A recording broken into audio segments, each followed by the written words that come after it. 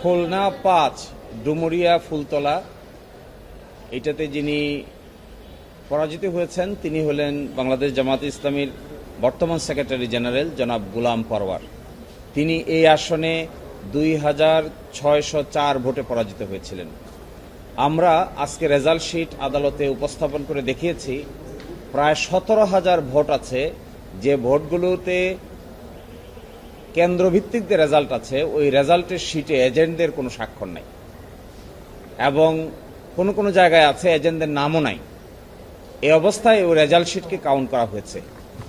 একই সাথে আমরা দেখিয়েছি যে সিসিটিভি ক্যামেরা ফুটেজ থেকে এটি দেখা যায় যে এই সমস্ত জায়গায় একই ব্যক্তি বারবার ভোট দিচ্ছেন এবং এই প্রেক্ষিতে তখনকার মিলিটারি কিছু পদক্ষেপ নিয়েছিলেন। আরেকটি আসন হলো পিরোজপুর ২, ভান্ডারিয়া, কাউখালী এবং নেসারাবাদ। এটিতে যিনি পরাজিত হয়েছিলেন তার নাম হলো জনাব শামীম সাইদি। তিনি এই আসনে ৮,২৮৮ ভোটে পরাজিত হয়েছেন। এখানেও দেখা যাচ্ছে প্রায় ২২টি কেন্দ্রে যেখানে রেজাল্ট প্রকাশিত হয়েছে ওই রেজাল্ট শিটে যারা এজেন্ট ছিলেন তাদের কোনো স্বাক্ষর খুঁজে পাওয়া যায়নি। চিজি আইসক্রিমের সাথে ভেলভেটি কেকের মিশ্রণে পোলার রেড ভেলভেট আইসক্রিম, মন ভালো থাক। আরেকটি আসন বরগুনা ২, বেতাগী, বামনা এবং পাথরঘাটা। এতে প্রার্থী ছিলেন ডাক্তার সুলতান আহমেদ। তিনি ৫,২৯২ ভোটে ৩৯২ ভোটে পরাজিত হয়েছেন। এখানে প্রায় আমরা দেখিয়েছি প্রায় ৩৭,০০০ ভোট এই সমস্ত জায়গায় কেন্দ্র দখল এবং কেন্দ্র থেকে যে রেজাল্ট এসেছে সেই রেজাল্টে এজেন্টদের কোনো সই স্বাক্ষর পাওয়া যায় না। এই সমস্ত গ্রাউন্ডকে কেন্দ্র করে এই ৩টি মামলায় আজকে আদেশ দিয়েছেন আগামী ১৬/৬/২০২৬ সালে পরবর্তী নোটিশ ফেরত আসবে, স্পেশাল মেসেঞ্জারের মাধ্যমে ফেরত নোটিশ যাবে। একই সাথে একটা ব্যতিক্রম আদেশ দিয়েছেন ওই কেন্দ্রগুলোর সিসিটিভি ফুটেজকেও সংরক্ষণ করার আদেশ দিয়েছেন এবং ব্যালট বাক্স, অন্যান্য ম্যাটেরিয়াল প্লাস সিসিটিভি ক্যামেরার ফুটেজ। আমরা আশা করব যে এই সিসিটিভি ক্যামেরার ফুটেজ আদালতে উপস্থাপিত হলে প্রকৃত রহস্যটি এখানেই দেখা যাবে যে কি করে এজেন্টদের স্বাক্ষর ছাড়া রেজাল্ট গণনা করা হলো এবং রেজাল্ট পাবলিশ করা হলো যেখানে কোনো এজেন্টদের স্বাক্ষর নাই। আমরা প্রত্যাশা করি এই সমস্ত জায়গায় ভবিষ্যতে পরিপূর্ণভাবে ভোট পুনঃগণনা হলে এই আসনগুলোতে এই ৩ জন ব্যক্তি তাদের জয় নিশ্চিত করতে পারবেন।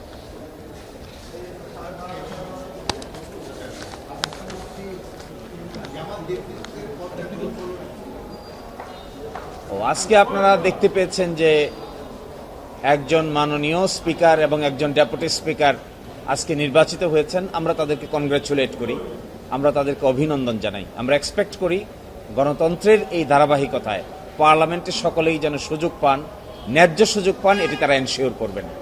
আর আমরা ডেপুটি স্পিকার কেন নেই নাই এটার কারণ গতকালকেই ব্যাখ্যা করা হয়েছে। আমরা বলেছি বর্তমান সংবিধানের আলোকে অনুচ্ছেদ ৭৪ অনুযায়ী একজন স্পিকার, একজন ডেপুটি স্পিকার থাকবেন এবং এই ক্ষেত্রে ডেপুটি স্পিকার বিরোধী দল থেকে হওয়ার কোনো বাধ্যবাধকতা নাই। কিন্তু জুলাই সনদ বাস্তবায়ন স্কিমে বলা হয়েছিল নিম্নকক্ষে ২ জন ডেপুটি স্পিকার থাকবেন, তার মধ্যে একজন হবেন বিরোধী দল থেকে, একজন হবেন সরকারি দল থেকে।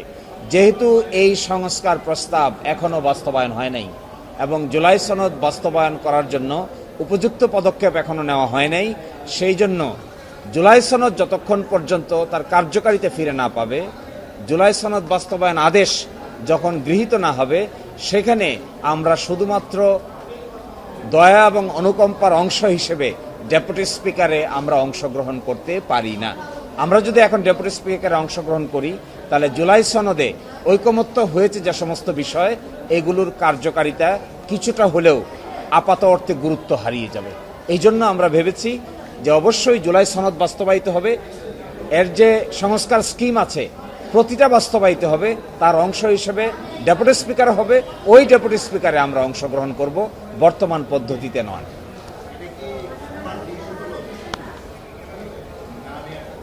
হ্যাঁ, আমরা তো মনে করি জুলাই সনদ যদি বাংলাদেশে বাস্তবায়িত না হয়, বিশেষ করে ৩০টি ঐকমত্যের ভিত্তিতে গৃহীত সিদ্ধান্ত যদি বাস্তবায়িত না হয়, তাহলে আংশিক বিষয়ে শুধুমাত্র নিজের কিছু সুবিধা দেখে আমরা এই প্রক্রিয়ায় অংশগ্রহণ করা সমীচীন নয়। তাতে রাজনৈতিকভাবে এবং আইনগতভাবে এটি সঠিক পদক্ষেপ হবে না বলে আমরা মনে করি।